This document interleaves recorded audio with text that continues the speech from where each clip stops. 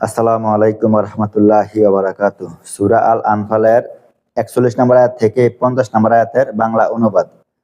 আর তোমরা জেনে রাখো, যে সকল বস্তু তোমরা গনিমত হিসেবে লাভ করো, তার এক পঞ্চমাংশ আল্লাহ ও রাসূলের জন্য এবং তার নিকটাত্মীয় এতিম, নিঃস্ব ও মুসাফিরদের জন্য। যদি তোমরা বিশ্বাস স্থাপন করো আল্লাহর প্রতি এবং ওই বিষয়ের প্রতি যা আমি ফয়সালার দিন, বদরের দিন আমার বান্দার উপর অবতীর্ণ করেছি, যেদিন দুদল মুখোমুখি হয়েছিল আর আল্লাহ তাআলা সবকিছুর উপর পূর্ণ ক্ষমতাবান। স্মরণ করুন সে সময়ের কথা, যখন তোমরা ছিলে রণাঙ্গনের নিকট প্রান্তে এবং তারা ছিল দূরবর্তী প্রান্তে, অথচ কাফেলা তোমাদের থেকে নিচে নেমে গিয়েছিল। এমত অবস্থায় যদি তোমরা পরস্পর অঙ্গীকারবদ্ধ হতে, তবে অবশ্যই তোমরা অঙ্গীকার পালন সম্পর্কে মতপার্থক্য করতে। একসঙ্গে সকলের অঙ্গীকার পালন করতে পারতে না। কিন্তু আল্লাহ তাআলা এমন কাজ করতে চেয়েছিলেন যা নির্ধারিত হয়ে গিয়েছিল, যাতে যে সব লোক ধ্বংস হওয়ার ছিল তারা প্রমাণ প্রতিষ্ঠার পর ধ্বংস হয়ে যায়, এবং যেসব লোক বেঁচে থাকার ছিল প্রমাণ প্রতিষ্ঠার পর বেঁচে থাকে। আর নিশ্চয়ই আল্লাহ অতিশয় শ্রবণকারী মহাবিজ্ঞ। স্মরণ করুন সে সময়ের কথা, যখন আল্লাহ তাআলা স্বপ্নে আপনার নিকট তাদেরকে অল্প দেখিয়েছিলেন। যদি আপনাকে তাদের সংখ্যা অধিক দেখাতেন, তবে তোমরা কাপুরুষতা অবলম্বন করতে এবং বিষয়টিতে পরস্পর মতবিরোধ করতে। কিন্তু আল্লাহ তাআলা তা থেকে নিরাপদ রাখলেন। নিশ্চয়ই তিনি অন্তরের বিষয় সম্পর্কে বিশেষভাবে অবগত আছেন।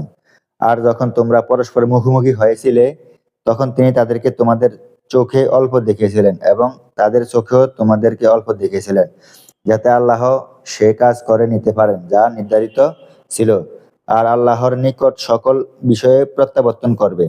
হে ঈমানদারগণ, যখন তোমরা কোনো দলের সাথে সংঘাতে লিপ্ত হও, তখন তোমরা অবিচল থাকো এবং আল্লাহকে অধিক পরিণামে স্মরণ করো, যাতে তোমরা সফলকাম হতে পারো। আর তোমরা আল্লাহ ও তার রাসূলের অনুগত করো এবং তোমরা পরস্পরে ঝগড়া করো না, তাহলে তোমরা মনোবল হারিয়ে ফেলবে এবং তোমাদের প্রভাব প্রতিপত্তি বিলুপ্ত হয়ে যাবে। আর তোমরা ধৈর্য ধারণ করো, নিশ্চয়ই আল্লাহ ধৈর্যশীলদের সাথে আছেন। আর তোমরা তাদের ন্যায় হয়ো না, যারা অহংকার বশে ও লোক দেখানোর উদ্দেশ্যে তাদের বাড়িঘর থেকে বের হয়ে এসেছে এবং তারা মানুষকে আল্লাহর পথ থেকে বাধা দিচ্ছে, আর আল্লাহ তাআলা তাদের কর্মকে পরিবেষ্টনকারী। আর স্মরণ করুন যখন শয়তান তাদের কার্যাবলীকে তাদের সম্মুখে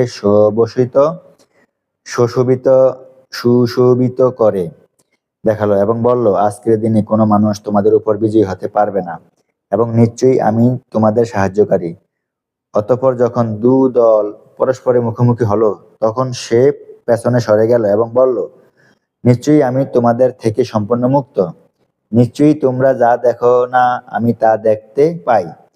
আমি আল্লাহকে ভয় করি, আর আল্লাহ শাস্তিদানের ক্ষেত্রে কঠোর।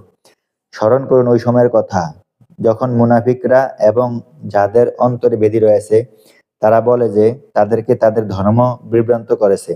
আর যারা আল্লাহর উপর ভরসা করবে তার নিশ্চিত, কেননা আল্লাহ তাআলা মহাপরাক্রমশালী ও প্রজ্ঞাময়। আর যদি আপনি দেখতেন যখন মুখমণ্ডল ও পৃষ্ঠদেশে প্রহার করা অবস্থায় ফেরেশতাগণ কাফেরদের প্রাণ হরণ করে, আর তোমরা জ্বলন্ত শাস্তির স্বাদ আস্বাদন করো। আসসালামু আলাইকুম ওয়া রাহমাতুল্লাহি ওয়া বারাকাতুহু।